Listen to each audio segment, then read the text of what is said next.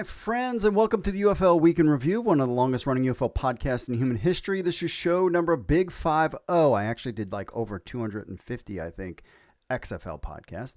Anyway, as we head into week 10, today we break down week 9 TV ratings hitting season highs on Fox. We'll get into that. Exclusive trademark filings that signal 4 historic UFL franchises could return. Tom Brady. And you're not going to want to miss that. Plus our playoff watch party details. That's right. We're having a playoff watch party. You're going to want to stick for that. We've got the championship pool updates, player of the week honors, and which UFL players are catching NFL attention. That and so much more. Some unique new things we've never tried before. You're not going to want to miss the show. Don't forget to like and subscribe and leave us a review on Spotify or Apple Podcast. Let's get started.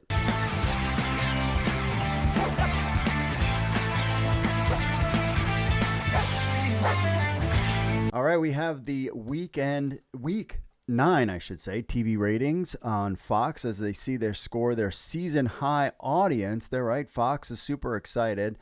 They 1.348 million viewers watched Sunday on Fox as Houston took down DC 24-21 in week 9 of the 2025 UFL season. The most watched UFL game this season on any network, up 69% versus last year's comparables.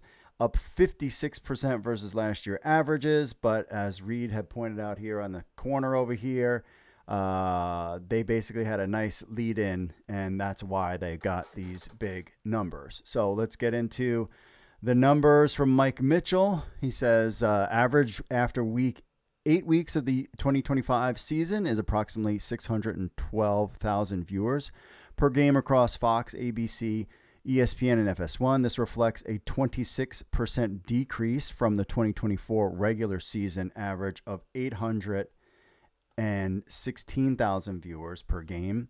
However, week 8 was the league's strongest showing, averaging 712,000 viewers per game, driven by a high-performing game on ABC with 973,000 viewers. The Sunday 5/18 ABC showing was the UFL's most viewed game in 2024, peaking at over 1.3 million viewers in the final hour.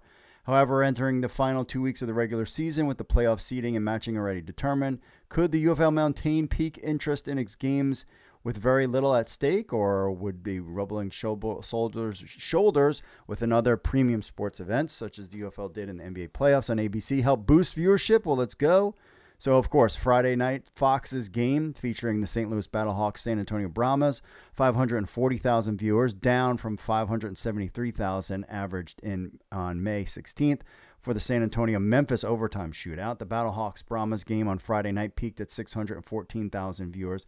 And I do want to kind of point out, like, people that are watching these games, they don't know who is in the playoffs and who's not. Like, you know what I mean? Like, let's get real for a second here.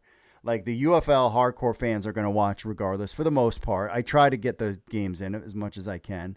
But, you know, there's stuff going on. But the average fan, there's mostly average fans watching this stuff. So it's not like, oh, well, it's a meaningless game, so no one's going to watch it. Well, the fans that are watching the game don't really, you know what I mean? They're not vested like we are, per se.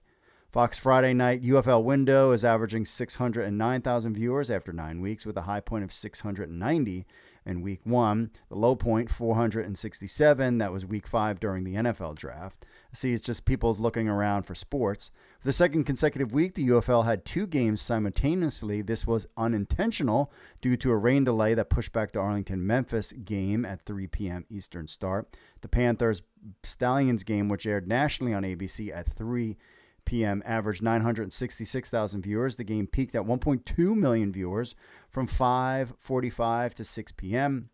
It was the 4th most watched game this season, giving ABC 6 of the 7 most watched UFL games in 2025. Sunday afternoon's Fox game featuring the Defenders and Roughnecks averaged 1.348 million viewers, the most watched UFL game of the 2025 season, thanks to the Indianapolis 500 boost.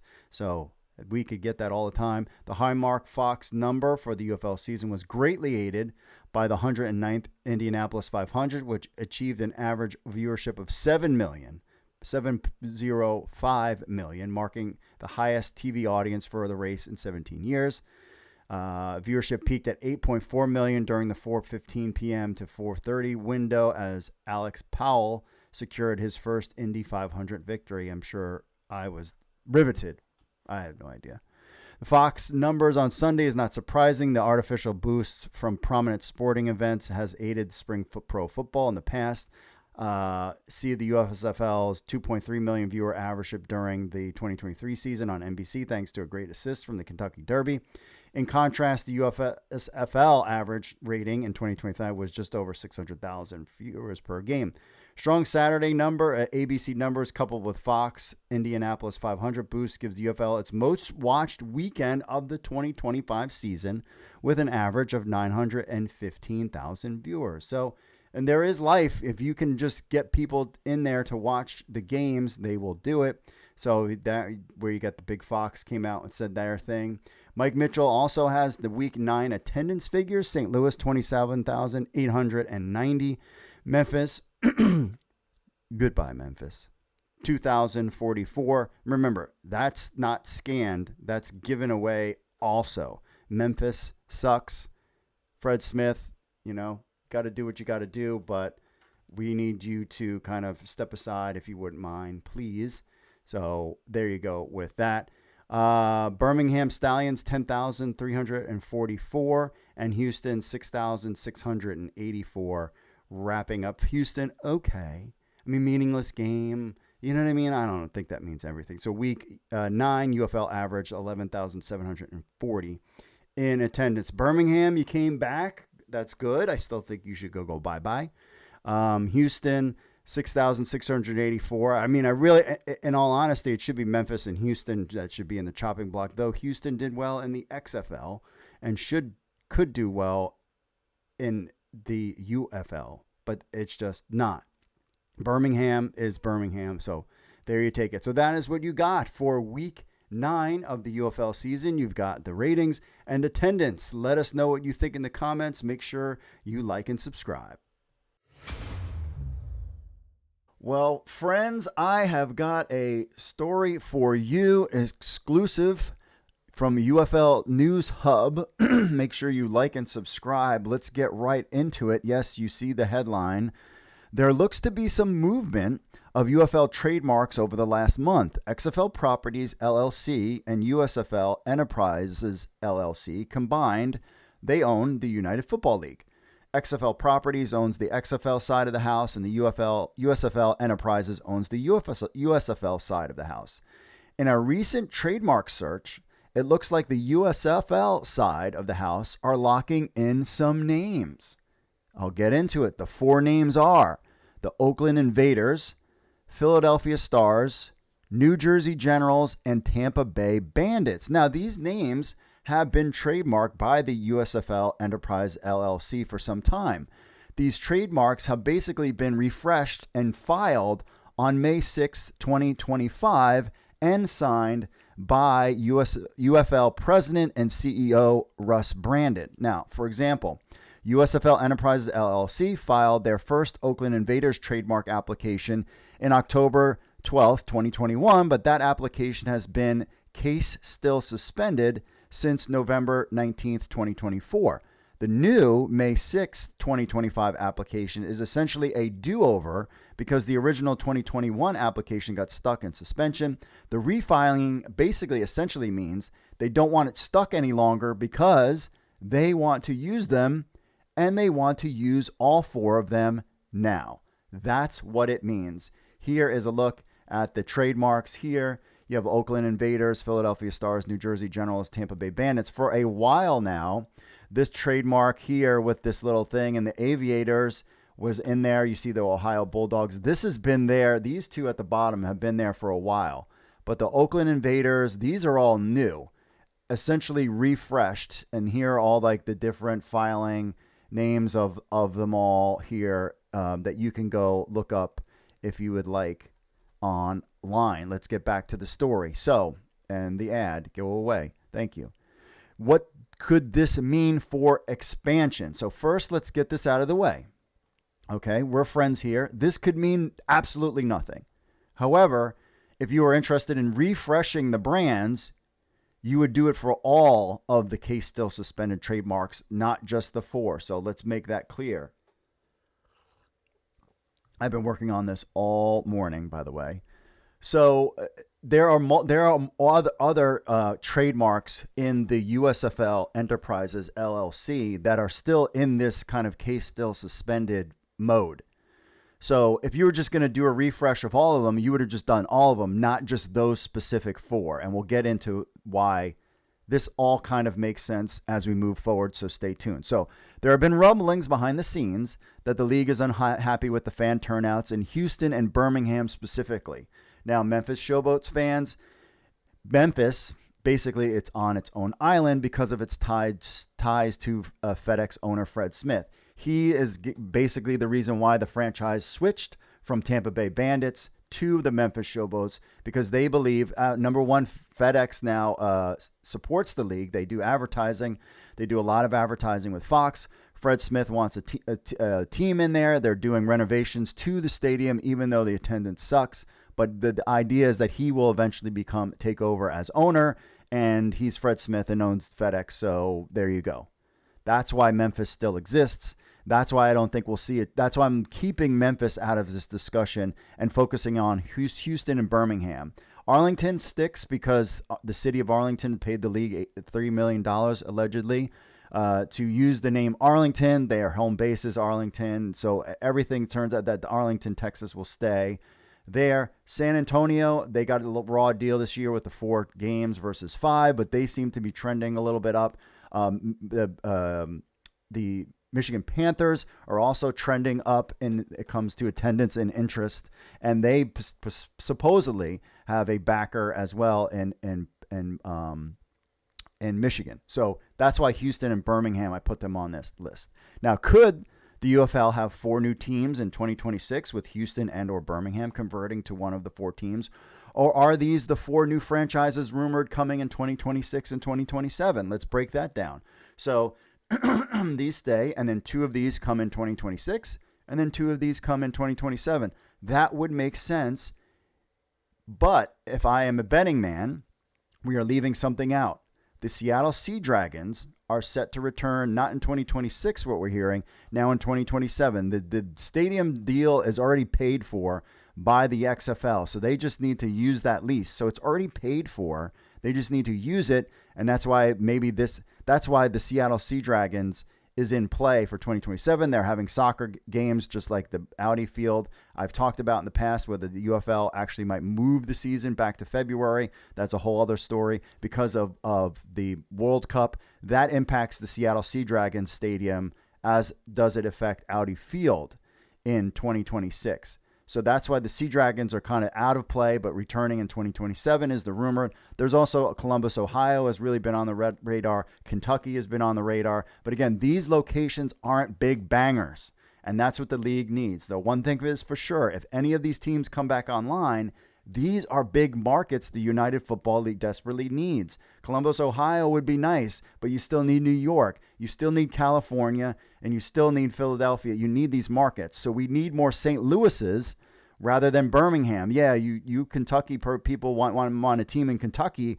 but your market is just not moving the dial. We need to lock in the big markets first before we can go into the little markets. So let's break this all down and stay to the end of the video because I've got something about why the Tampa Bay Bandits and why I think these are going to be the new franchises. I will get into that at the end of the video. So you have to stay tuned for this shocking thing I have about the Tampa Bay Bandits that I did not believe it was true until I started working on this article this morning. So the Oakland Invaders all of these teams played in 1983 to 85.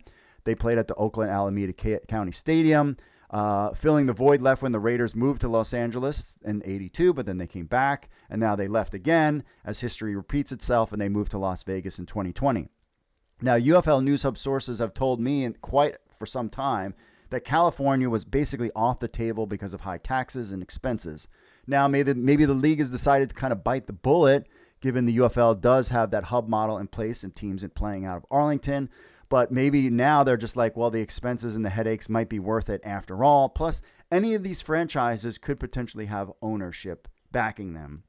And that's why they would do this. So in Oakland, getting another former NFL city where fans lost their beloved team could give the league essentially another St. Louis. San Diego was said to be the same thing, so I don't know why, but then, San Diego could have done that as well, but Oakland is on the list here. California offers access, of course, to major TV markets that would significantly expand the UFL's media footprint, plus the buzz of Oakland getting a team back that could be huge for the league. There are legions of Raiders fans across the country. And I was funny because when the DC Defenders came in, it was Dan Snyder chants all the time. Now you don't get that because the team has new ownership in the Commanders. I could totally hear F. Mark Davis now at Invaders games in the future as well. Now, I also just don't want to get into the rumors of Mark Davis sticking it to the XFL when they were trying to find a location for the Vegas Vipers franchise. There is that little rumored nugget, whether I would just say that's a rumor that he was meddling in some of that stuff.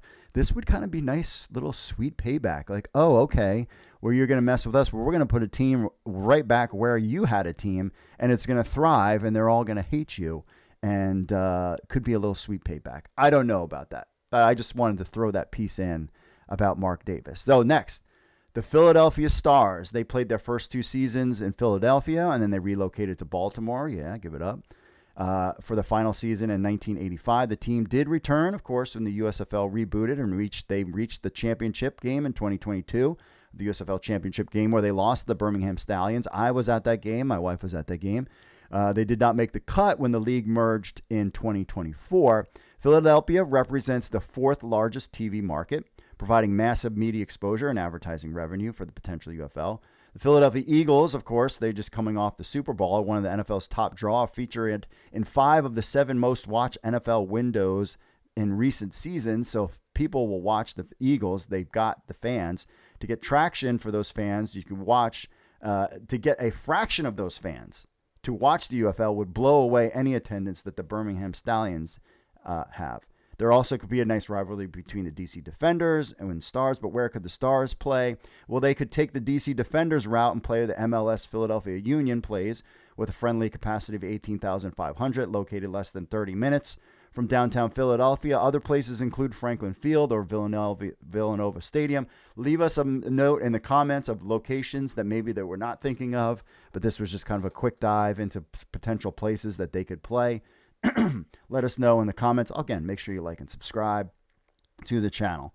Next up, the New Jersey Generals played at Giant Stadium from 83 to 85, initially owned by J. Walter Duncan, then sold to current U.S. President Donald Trump after the 1983 season.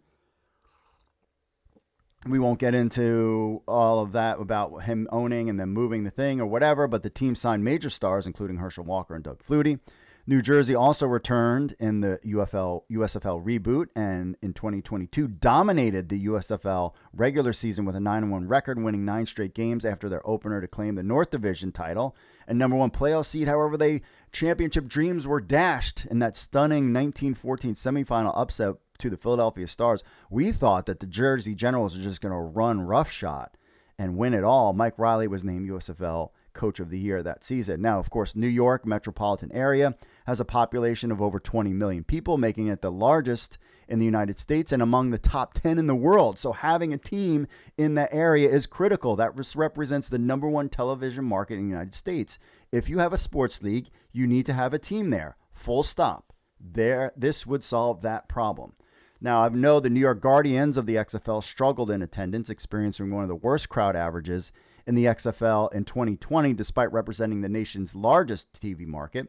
That could change with a move to a smaller venue in 2026. I know Oliver Luck, that bothered him a lot, that the New York Guardians didn't draw very well, but the XFL at the time had begun discussions about potentially moving the team to Red Bull Arena with 25,000 capacity for the 2021 XFL season, but COVID happened and we know the rest is history. The XFL did reboot in 2023, but decided against having a team in New York because of the cost. They moved the Guardians' names to Orlando, and that's where it's at. So where could the Generals play? The Sports Illustrated Stadium in Harrison offers an ideal 25,000 seat capacity as a modern soccer a venue that hosts the New York Red Bulls and the New York, New Jersey Gotham FC. Shai Stadium at Rutgers University in Piscataway provides a 52,000 capacity alternative. And they had opened in 1994 and expanded in 2009. So those are potentially two places. Again, throw your names out there about other stadium locations as well. And we'll get into the moves here in a second. The final one, this is the teaser that I give you. So the Tampa Bay Bandits, and I saw this on this list and I was like, what? And I was like, oh, okay. And I'll tell you in a second. So the Bandits were owned by the Canadian businessman John Bissett with minority owner Burt Reynolds. Some of you probably don't even know who Burt Reynolds is, so because I'm old. Coached by Steve Spurrier in the 80s, they were also part of the reboot USFL in 2020, but only played one season, and they were replaced by the Memphis Showboats. The Showboats did make the cut when both leagues merged. Now, why did the Tampa Bay Bandits disappear? They weren't doing very well. Fred Smith wanted a team. They shut down the Bandits. That's why I'm wearing my Tampa Bay Bandits now, because that was my USFL team, and then moved to Memphis Showboats, and then the rest is history. This location surprised me, as it did not do well in the USFL reboot or under the XFL under the Tampa Bay Vipers. However, I have heard a rumor from sources that NFL legend Tom Brady is interested in purchasing a UFL team, specifically the Tampa Bay Bandits, I was told. And I was like, but they would never, what? They would not, no. And then I saw this. I did not believe that rumor was true until I saw this. Tom Brady lives in the Tampa area. The only reason to bring back the Bandits based on this location, because of its runs in the XFL and USFL, is if they had an owner in place. And if that owner in place is Tom Brady, that would make sense. That's why I was like, whoa, okay. That's why it's just, when you're doing this stuff behind the scenes and talking all these different kinds of people, you try to like piece all these puzzles together. This one was like, oh, okay, this makes sense. Raymond James Stadium would probably be the primary place of it as well. The market is the 17th largest metropolitan area in the United States and growing. And of course, if Tom Brady is the owner, you have buzz and national interest, and he lives in the Tampa Bay area. So there you go. There you go. What's that? So this is the thing. So here's a couple points I wanted to kind of make out when it comes to this. Again, the Tampa Bay Bandits Tom Brady connection, that came to life seeing this. And I was like, now that makes sense.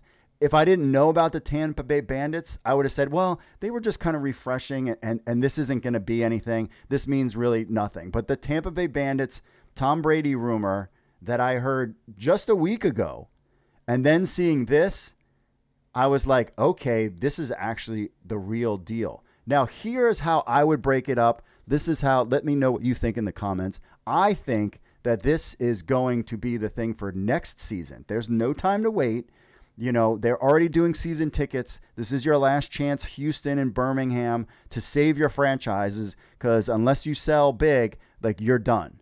And they've been talking with Philadelphia and New Jersey for a long time about locations. Tampa Bay, they've already had, they were with the XFL, they were with the USFL. That's not going to be a problem. Oakland, could be, who knows what's happened behind the scenes. Here's how I think this could potentially play out. I think that the Birmingham Stallions, with their 3 championships, I don't know how good they'll do this year, because DC Defenders should win it all, or the Panthers, but you never know. Alex Magoo could come back and they could tear stuff up. But let's just say that, with that winning franchise and Skip Holtz, you move the Birmingham Stallions to New Jersey and they become the New Jersey Generals. There, full stop. Then I think he would be a great person to have in that New York, New Jersey market. Skip Holtz as the coach. They're a winning team. They would get interest. I think he's a likable guy, except if you talk to DC Defenders head coach Harris. But, I think you move Birmingham to New York. Could you imagine if he was part of the New Jersey Generals from the beginning, and that whole team that he has there built that franchise in New Jersey, and the New Jersey Generals just stayed in the league and were winning in New York? how different things would be if it was that was being wasted in Birmingham. I'm sorry, I'm hating on Birmingham, but you had your shot. You're kicked off the island. The next part, I think that you could move essentially. Then what do you do with Houston? Houston is kind of like a meh. I think you move Houston to Tampa Bay, and because they can weather the storm there a little bit. I think Oakland and Philadelphia, I wouldn't move Houston to Oakland. Like, you need a fresh new franchise with a brand new coach and excitement. You don't want to move a mediocre Houston team to Oakland. People aren't going to get excited about that. Getting Skip Holtz to move to New Jersey, people would get excited about. I don't have a problem with Philadelphia either, but I think you move Houston to Tampa Bay for Tom Brady. Let Tom Brady, get his new coach, do whatever he wants to do with the franchise, and that's fine there. They have some good players, and I think you do that with Tampa Bay. That would make me excited. And I think the brand new franchises with new coaches and new teams would be the Oakland Invaders and Philadelphia Stars. And my wife, who is from California, says they need to hit it big with Oakland to get a big name coach. I don't know who you would get in there. I mean, you throw in Bill Belichick return. I don't think so. But you know what I mean? Like some kind of massive name in Oakland, a massive quarterback name in Oakland to really get that franchise started. Philadelphia Stars, you bring back Mike Riley. We loved him. He was a great coach in the USFL. Maybe he can take over the Stars or something like that. And that's how you kind of bring these franchises back. So, yeah, a lot to take in there. This was shocking to me. But again, I am telling you, when I saw this and it was a refresh and what it means to do this kind of do-over, essentially, it means that they want to use these names now. If they weren't intending to use these names now, they wouldn't have done the refresh. Simple. And if it was just a matter of, just cleaning the books up or whatever, they would have done all the trademarks. You don't want to lose any of these trademarks because you could change your mind 10 years from now. But these 4 specific ones had me intrigued. And then the Tampa Bay Bandits Tom Brady connection that I had heard about last week really had me intrigued. This makes me excited about the future of the UFL in 2026. Let me know. Do you think I have it right? Do you think I'm wrong? Did I name the stadiums wrong? Do these stadiums don't exist anymore? I'm just kind of pulling this out here.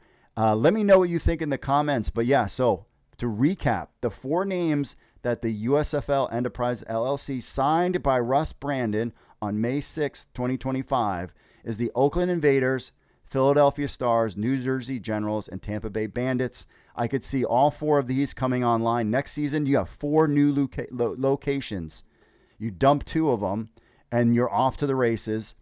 And then you also have in 2027 where Seattle can come back and potentially you bring in, Columbus, Ohio, but you've established your league in California, in New Jersey, and Philadelphia, and then you've got St. Louis, and I think you've got 4 strong areas there, and then you've got DC, and I think we're off to the races. So let me know what you think in the comments.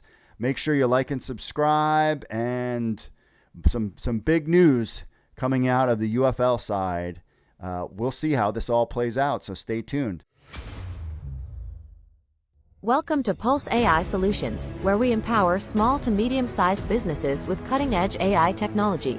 At Pulse AI Solutions, we specialize in AI consulting, providing expert advice to help you integrate AI into your business operations effectively. Our custom AI solutions are tailored to meet your unique needs, ensuring you get the most out of AI technology. We offer comprehensive digital management packages, including website management, hosting, video editing, digital marketing, advertising, content creation, and search engine optimization. Our tech innovation services keep your business ahead of the curve with the latest advancements in AI and technology. From AI product management to enhancing your digital presence, we provide end-to-end support for all your AI needs. Join the revolution with Pulse AI Solutions and transform your business operations today. Visit us at pulseaisolutions.com to learn more about our services and how we can help your business thrive. Contact us today for a free business assessment. And we've got some exciting news I want to drop on you. But first, let me, just kind of respond. So I put that video out a little while ago when it comes to that whole thing we've been featured on Pro Football Talk. And there's been a couple other people, mainstream news outlets that have picked it up. Lots of chatter, lots of Marcus, this, that, and the other thing. I'm just telling you what I saw and what I've heard. Also, the thing is that and I had said this in the video, that there's a lot of other trademarks that are sitting there just basically pending. And so when you move these up, when you basically resubmit them, that's basically because you want to use them now. And that's kind of where that comes from. So, but yeah, it took off a lot more than actually I thought it would have. Maybe it was a slow week or something like that. But yeah, so let us know what you think. Email me, podcast@UFL News Hub, or 888-430-7692, extension 3. We've got something cool coming up in a second with your emails. I'll get to that in a little bit, so stay tuned for that. But anyway, first up for business, UFL Playoff Watch Party and Live Podcast from JoJo's Restaurant in Frederick, Maryland. That's right. UFL fans can enjoy a playoff watch party featuring a live podcast recording. I guess it's live, so it's not recorded. And prize giveaways at JoJo's Restaurant and Top House on June 8th. So this is the event in Facebook. But, it'd be great if you could sign up on Facebook. You can find this event on our Facebook page. So it'd be great if just to let us know how many people are coming. I put this out now. That's why it's like only 4 people. So basically, this is the schedule. So at 2 p.m., UFL Week In Review podcast goes live from JoJo's on our YouTube, Facebook, and Twitter account. Remember, so that's the playoff weekend, Sunday, June 8th. So at 2 p.m., we will be live at JoJo's on our social media stuff for the first hour before the first game kicks off. Birmingham Stallions versus Michigan Panthers playoff game. That kicks off at 3. So we'll have the game on all the TVs at 3 o'clock. You'll get that game. Come hang out, eat some lunch, whatever. 6 p.m., the St. Louis Battlehawks take on America's team, your favorite team, the DC Defenders, in a playoff game in St. Louis.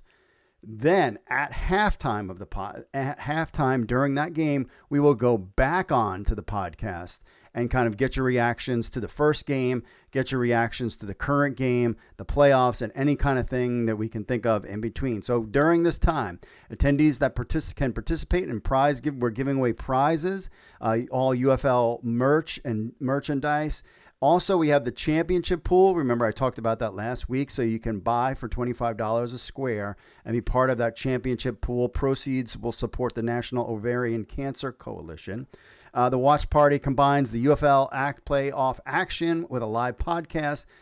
So giving chance to blah, blah, blah, blah, blah. So that's where it is. JoJo's Restaurant and Tap House in Frederick, Maryland. We are right between, basically you go down Baltimore. We're an hour from Baltimore. We're an hour from DC. So if you don't want to go to Walters and drive all the way into DC, you could come hang out with me personally and my wife, who most of you guys like more than me, at this event, plus my friends and stuff. And basically where this all kind of came from is that I was like, do we want to spend $2,000 to go to the playoff game when we have our family vacation just around the corner? You guys know I'm not going to the championship game because we could not coordinate 6 kids' schedules to try to this was the only weekend we could make it work. So we'll be down in Florida. Actually, I might even do a live podcast from Florida before the game just for fun. But yeah, so we're going to do this whole family thing. We're all going to watch the game. We're going to have a cookout there in Florida. Unless there's if there is a restaurant and bar in Palm Coast, Florida, or anywhere in that vicinity, and you want us to do a live show from your bar for the UFL Championship game or establishment, email me, podcast@UFL News Hub, and we will come do it live at your place of business. So anyway, so that I was like, well, I really want, I didn't want to invite my friends over. And so luckily, I've got to meet the owners of JoJo's for a while there. And I was like, you know what? Let me just ask him. So apparently he's gone to DC Defenders games, huge DC Defenders fan. And he was like, let's do it. So there you have it. So I've reached out to the DC Defenders. I've asked them to, just put the word out or give us some prizes. I have not heard back. I will try again. I will try a couple other people. So if DC Defenders Nation, you're listening here, I'd appreciate that. So we could give away stuff, whatever you got for me. If there's former players that want to show up at this thing, like anything, we're just kind of just winging it and making it fun. So that's at JoJo's Restaurant and Tap House. We will be promoting the heck out of that from here until the game coming up soon. So yes, we will be having a live show there. Super excited about that. And remember the championship pool, $25 a square. Email me podcast at UFL News Hub if you want to be in, and then we will coordinate with you and make sure that you get your for the championship game. So basically what happens, you get a square. First quarter, you could win. Basically, if you numbers match up in the square, we need to sell 100 squares. I think we're halfway there. The first quarter, if you win, you get $250. Halftime, $250. Third quarter, $250, and the final score is $750. You could win. Your thing could win every single time. Total prize pool $1,500. The rest of that money goes to the ovarian. National Ovarian Cancer Coalition. Nancy, a friend of our family's. This benefits her. She's heavily involved with that organization. We've done stuff with them. You know how cancer is in my situation with my wife. So, she kind of came up with the idea, and I was like, let's do it. I'm all about it. So we're just, workshopping things and trying stuff out. So those are two fun things we're going to do for the championship. Again, email me podcast at UFLnewshub.com to get all that information there. So UFL News Hub Player of the Week. Great games this weekend despite the struggles. A former Pittsburgh Steeler is making a very strong case for a second opportunity. Scoring his 4th touchdown of the season, Tyler Vaughns has been the guy, and she's got the breakdown. Sue has got a breakdown of him. So Tyler Vaughn is the UFL News Hub Player of the Week. Yeah, and I will be putting him in my DraftKings thing here in a second. So the UFL announced its players of the week for week 9. So number 1, the offensive Pizza Hut offense, and Pizza Hut, if you want to help sponsor our stuff too.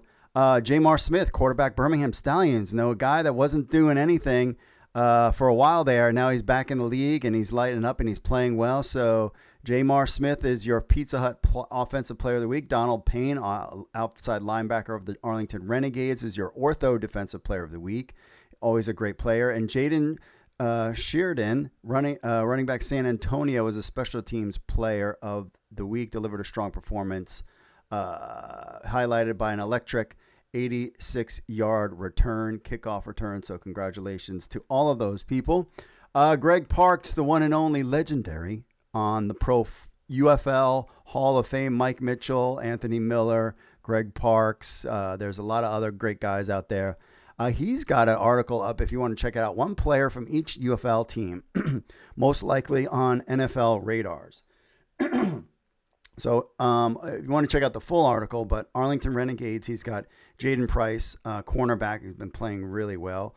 Bradley Anane, defensive end for the Stallions. Braylon Sanders, DC Defenders. We've had a lot of injuries. We lost Ty Scott. And so he's come in and played well. Safety Leon O'Neal Jr. from the Houston Roughnecks. Memphis Showboats, linebacker Steele Chambers, and Michigan Panthers Bryce Perkins. No doubt about that.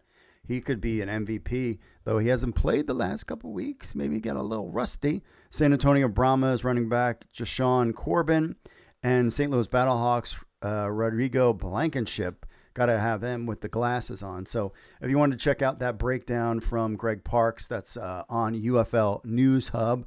Did you see this? Oh, so speaking of, real quick, speaking of Leon O'Neal Jr., did you see that The Rock has posted some videos, UFL videos, on his personal YouTube channel? So this isn't on the UFL channel, but this is on The Rock's channel. So football save me. These are quick 5-minute videos. Sal Cannella and then J.J. Wilson from foster care to the UFL field. So you definitely want to check out these videos. They're really good, well produced. Like 20 names in there. I bet you a little overproduction. You have all the 20 people for a 3-minute video, but well, we'll get to that in a second. Anyways, so this one is interesting. Garage Beer enters final stages of acquiring ownership in professional football organizations. So Garage Beer, the crisp and uncomplicated lager, proudly owned by Jason and Travis Kelce, is thrilled to announce that it is in a very advanced stages of acquiring a significant ownership stake in a professional football team. While we can't share the team name, city, league, mascot, or parking situation just yet, we can say that it involves football. The real kind, with helmets, touchdowns, tailgates, and of course, ice cold beer. This bold, somewhat mysterious move aligns perfectly with Garage Beer's identity, deeply rooted in football culture, loved by fans who prefer their beer cold, and their Sundays and Mondays and Thursdays and sometimes Saturdays filled with gridiron action. With Jason and Travis Kelce at the helm, two guys who know a thing or two about football and a whole lot about beer, this move just ... makes sense. Quote, all we can say for now is, this is big, like 4th and goal with the game on the line big, said a Garage Beer spokesperson who may or may not know more than they're allowed to reveal. More details like what team it is, where it plays, and how many Garage Beers will be in the stadium fridge will be shared in the coming few days, probably, maybe, definitely. Garage Beer. This was news to me. I did not know this. I will say, and somebody, they said it is not the Browns. It's maybe not an NFL team. There's two things. One, I mean, this could be a completely indoor football league, which would, again, be fantastic for them. I don't think they would go small time with an indoor football league. Jason Kelce played in Philadelphia, the Philadelphia Eagles. Gosh, wouldn't he be a nice owner of the New Jersey Generals? Him and Travis Kelce, the Philadelphia Stars. Philadelphia Stars. I've heard Alex Rodriguez for the New Jersey Generals, actually. But that's been a while ago. That was talked about by somebody within the USFL way back in the day. So, but that is out there. So could, we see Garage Beer, or will it be a different team or something like that? Are they going to make an announcement soon? I mean, the Philadelphia Stars under the ownership, but I would assume they would want to do a lot, but I don't know. So Jason and Travis Kelce, I mean, that would be a huge, huge get for the UFL. And, so, having them talk about the UFL on their podcast would do more for the league than ESPN and FS1 combined. Let's put it that way. I get bigger numbers than FS1. I'm joking, but you know what I'm saying. Yeah. So this is an interesting thing. Now, I have not heard anything. I've never even heard their name mentioned. I think I have personally mentioned them on podcasts before. You got your Pat McAfee, your Jason and Travis Kelce. Those are guys that you want to bring in to kind of spread the word about the league. I love The Rock, and he's the man, and he's The Rock. But I'm sorry, but he's posted stuff on Instagram that hasn't moved the needle at all. People pay money, his social media presence hasn't moved the needle for the UFL at all. So, as we can tell with everything. But these guys, that would be a huge get. I don't know. We'll just have to find out. Hopefully it's not something lame. I like the Indoor Football League or AF1, like something like that. It's like, guys, come on, man. And a significant ownership stake in a professional football team. So not a league, a team. Could you imagine the Philadelphia Stars and Garage Beer get together? That would be most excellent. 4th and goal. I mean, there's really nothing you can dissect in here that would get any of that kind of stuff. So this would be a killer. This would be a great thing if they announced it this weekend. Hey, big special announcement coming, expansion talk or something like that this weekend to kind of juice things going into the playoffs. So we'll have to kind of see when it comes to that. All right, so we have doing something a little fun this time. So we've got your emails. Remember, you can email me, podcast@uflnewshub.com or 888-430-7692 extension 3. You can do those two things. But when I get the emails, I am very bad at like reading them, and I mumble, and I'm like, and sometimes your writing is not very good. So as you know, Pulse AI Solutions, clearly work with AI. I thought it would be interesting. Let's let's use a little AI on these emails. So we picked a voice for each of these different emails, and we gave it to AI to read the emails for us. So without further ado, we've got 4 of them. So let's get into it.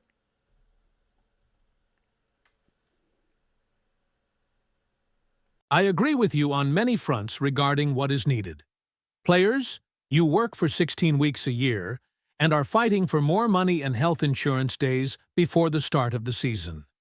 Sure, I understand that is the best time to succeed, but why let this be the news at the start of the season? Why the heck would people wanting to go to the NFL give up their limited preseason practice time for this fight? If you have less quality on the field, you just hurt your chances of moving up and getting fans to show. They need to look around and see no one in the stands and remember what the rest of the world does. No one asks for a raise in their full-time job if there is no business coming in. Networks, you can advertise for free idiots. You own the networks. Take 5 minutes on ESPN and show the great plays, the great endings of games that showcase the great rules of 1 to 3 points in exchange for the extra point. A simple post on social media or a commercial will go a long way. Good heck, you may be the dumbest of all these individuals on the list. Execs, I understand you are losing millions of dollars a year, but you are not doing what needs to be done to succeed. What team has the largest fan base? St. Louis, by twice the fans of the next in line. What does St. Louis have? No NFL team anymore. Move to the Midwest. Find places with no NFL teams. Take advantage of what we know works. This would cost nothing more to change. Everyone is in Arlington to live and practice. The players fly out to whatever city for the game and then fly back. What is the loss flying to Nebraska, Iowa, or Wyoming, just to name a few of the states? You don't bring a table cookies when they already are eating ice cream and cake. Take the table with no dessert at all the cookies. How silly are you people? Fans, show up. Watch the games or go to the stadium. It is football when there is no football. What more do you want? This is the éperibéré of baseball for the NFL. This is something they have never had and need terribly. Support it. College players who do not get drafted go to the real world. You wonder why we have the transfer portal issues. Well, it is partly because of this. These kids want to play, and if the NFL draft is the only road, you have no option but to go for the highest money and best school, even if it changes every year. They are hired guns. It is so hard to be a die-hard when you only hear people asking if it is still going or stating it will fail. People, go to the stinking games. Execs, yank your head out and help this succeed. Media, say something about this league. Good heck, I have lost track of who I am more disappointed in. From a frustrated fan who has all the team's t-shirts and already has his super-duper bowl tickets. Every year my 2 sons, a good friend, and his son go. On a final note, give us a good ending to that last game. Make it close. Rich. Well, thank you, Rich, for checking in there. Lots of things that with the players. I agree with you. The networks.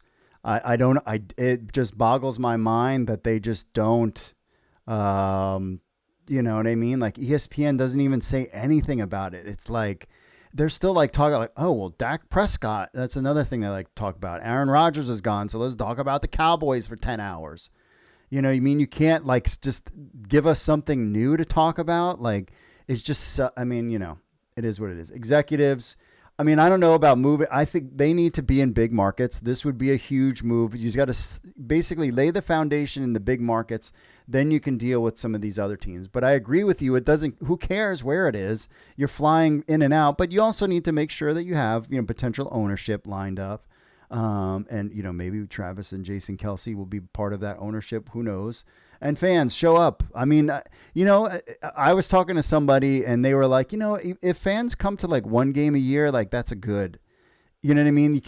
They're not diehards like us and they're not going to come to any games. And I'm like, well, it's just 5 games all year long.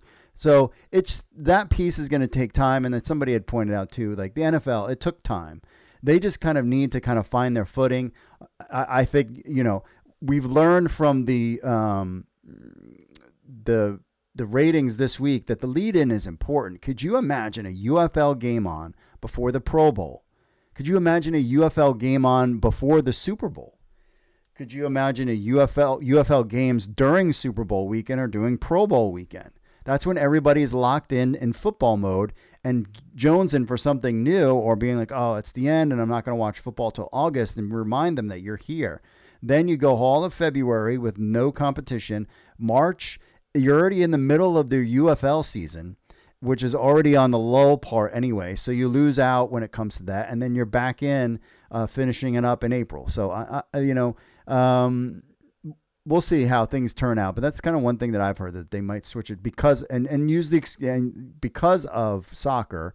Maybe it'll be a good thing. I mean, getting some big time owners to talk about your league, kind of like this is like, these media outlets also at the same time, like, your newspapers, your Washington Posts, and like your terrestrial radio shows. I mean, those are helpful. And, they do provide clips, but honestly, like, how many people watch that stuff? I know people do, like local sports guys out here in Maryland, that they still do. I don't, it's a good thing. So Rich, you're the first inaugural, but not the last, AI spoken thing. I mean, we could really have some fun with some funny things. Everybody's going to be sending me MP3s now. Please don't use AI to pretend it's me. All right, on to the next phone caller. Hello, Mark. I want to thank you for all you do as a passionate promoter of spring football. I don't care about basketball or baseball, so I'm delighted we can watch pro football on Friday nights and Saturday afternoons, as well as Sunday. I never miss a Michigan Panthers game on TV, and I never miss an episode of your show. Regarding your concerns about the name of the league, I'm sorry to hear that there are some XFL fans telling you they were unaware of the UFL's existence. As a Gen X lover of the original USFL, I am very pleased with the name United Football League because it respects both the old and newer versions of the USFL as well as XFL by combining them. And I certainly was smart enough in this media-saturated age to know that the new USFL was combining with the newest XFL. I love this league, but the marketing department has not been very good in any aspect. In fact, I'm annoyed that the Houston team is now called the Roughnecks instead of the Gamblers. Wikipedia wasn't very helpful in explaining why the Houston team from the USFL division is using an XFL name. Do you know what happened there? I hope the expansion rumors are true. Best regards, Tim. Thanks for the email, Tim. Yeah, when it comes to, so I think what I had heard when it comes to the USFL using, and I agree with you, it makes no sense. And I've heard they're going to get rid of the XFL and USFL divisions. I heard that that's probably on the chopping block. But they did it because Houston Roughnecks had sold tickets where the Houston Gamblers did not in that location. So that was kind of the thinking that, well, we need a team in Houston. We don't want to like confuse the fan. I mean, not that they're confused anyways. So that's why they went with the Houston Roughnecks, because they had sold tickets, in the 2020 and 2023. The Gamblers never did. So that would kind of confuse people. So that for whatever reason, they decided to do that. And then, but I've heard that the division things are going, and like, but you're a fan. You're a fan of the team. You're a fan of the league. Just the casual fan knows about the XFL, knows about the USFL, mostly knows about the XFL. But they just, they have their own lives. They're doing their thing. And yes, I agree, in this media saturated age that you couldn't figure out that the USFL is gone and the XFL is gone and it's replaced by the UFL. But I'm telling you, I get the question all the time. Even they'll see games on and be like, hey, I saw that the XFL was on. I'm like, it's the UFL. But yeah, really? Yeah, they combined. Oh, really? You know what I mean? So it's just, there's so many battles that you have to play, you have to take on with these leagues that, just keep it simple would have been my thing. But, they didn't. And here we are. But, maybe people will get used to it after a while. I mean, they maybe. Hello, Mark. Thanks for the great find on the trademarks for the New Jersey Generals, Philadelphia Stars, Oakland Invaders, and Tampa Bay Bandits. I agree they need to move the Birmingham Stallions to New Jersey. It is vital that the UFL establishes a championship caliber club in the New York metro area. Yes, they also need to move the Houston Roughnecks to Tampa. Interesting the connection of Tom Brady and the UFL in Tampa Bay. I think that the Tampa Bay Bandits will start out at Raymond James Stadium, but move to the new USF Stadium once it is opened with its reported 35,000 capacity. This means that the Oakland Invaders and Philadelphia Stars are the 2026 expansion teams. But with all these USFL names returning, does that mean one of these clubs will be added to the XFL conference? If so, I would add the Oakland Invaders to the XFL conference, since they weren't part of the USFL reboot in 2022. And it just sounds like an XFL nickname. Knowing of the return of the Seattle Sea Dragons, it's my hope, being from the San Diego area, that San Diego joins them in 2027. I noticed checking the USPTO website that they still own the Breakers trademark till 2029. This would be the perfect for a franchise in San Diego. The San Diego Breakers has a nice ring to it. Otherwise, I would like to name them the San Diego Sun, using the purple and orange colors of the 2022 Maulers. The one thing that still disturbs me is the Memphis Showboats. Seeing the announced attendance of 2,044 for yesterday's game is unsettling. It makes me wonder how much longer the UFL will hold on to Memphis. Perhaps for another season or till they verify Fred Smith's interest in owning the club.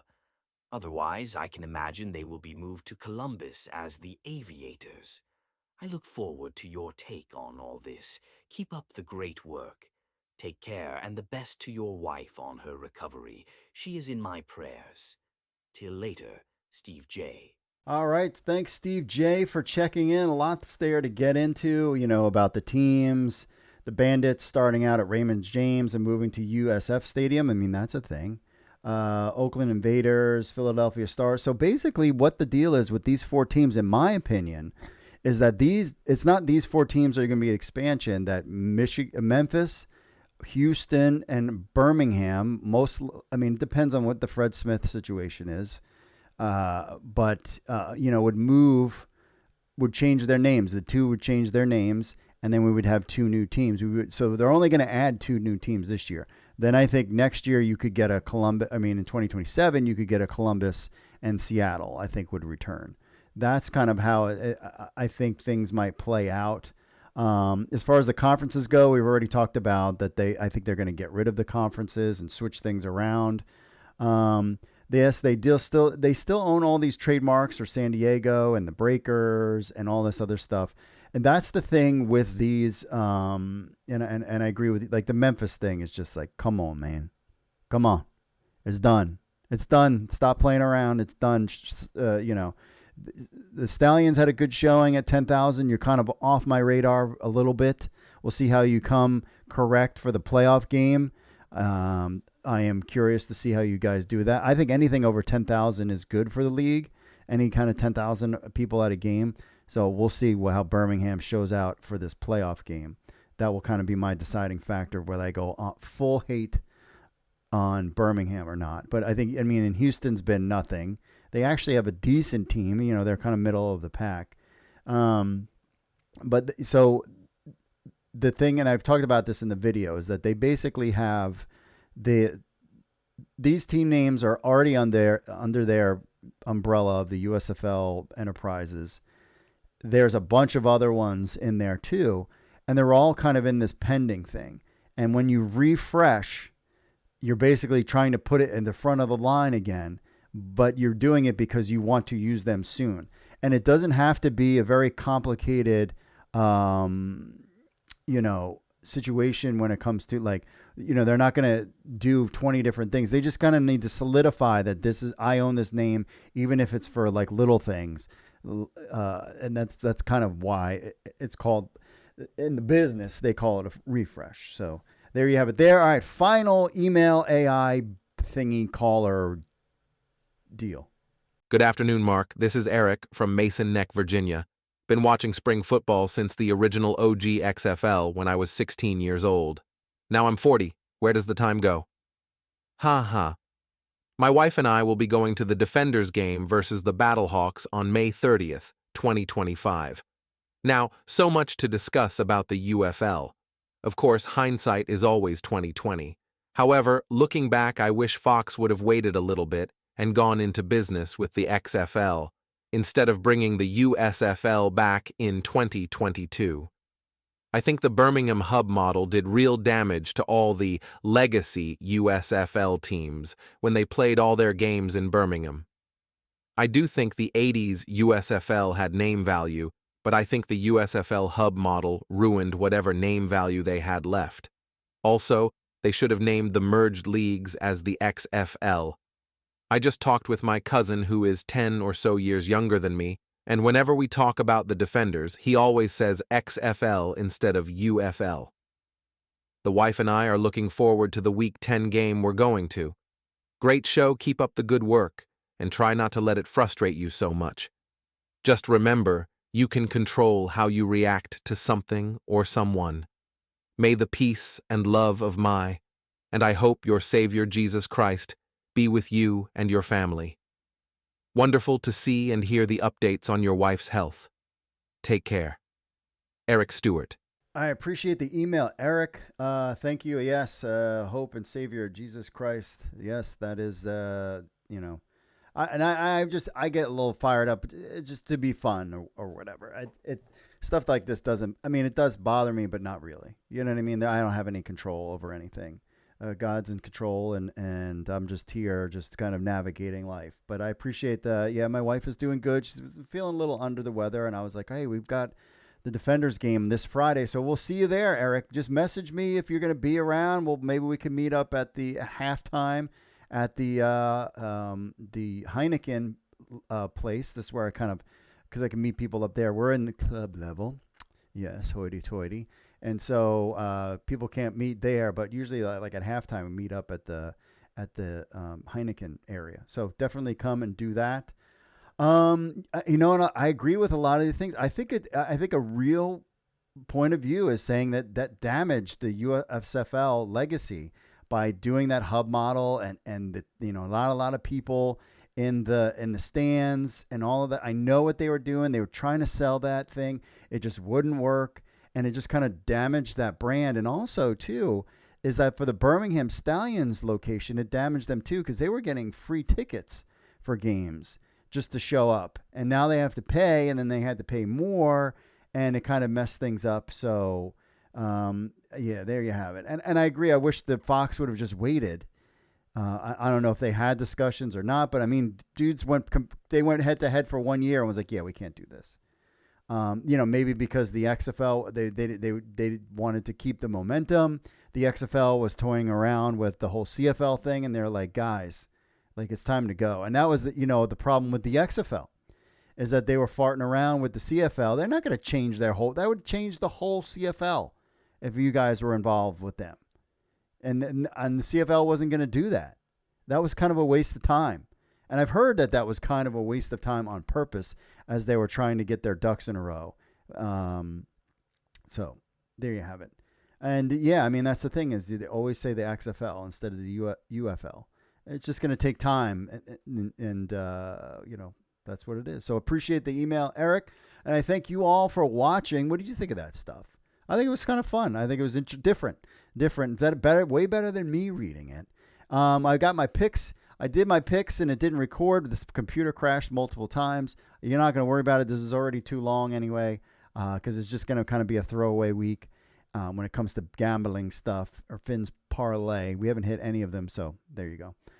For that. So remember, we got the watch party. We've got always message me, podcast at UFL News Hub, or call 888-430-7692.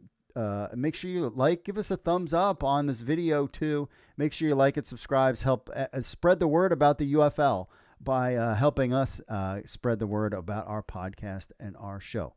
All right, again, another show, way more to get into. It's the final week of the season. We'll be at the Defenders game. We'll actually be on the field at the beginning of the game, which is very exciting. We're going to do that. So that is it for me, folks. As always, God bless, and I will see you all later.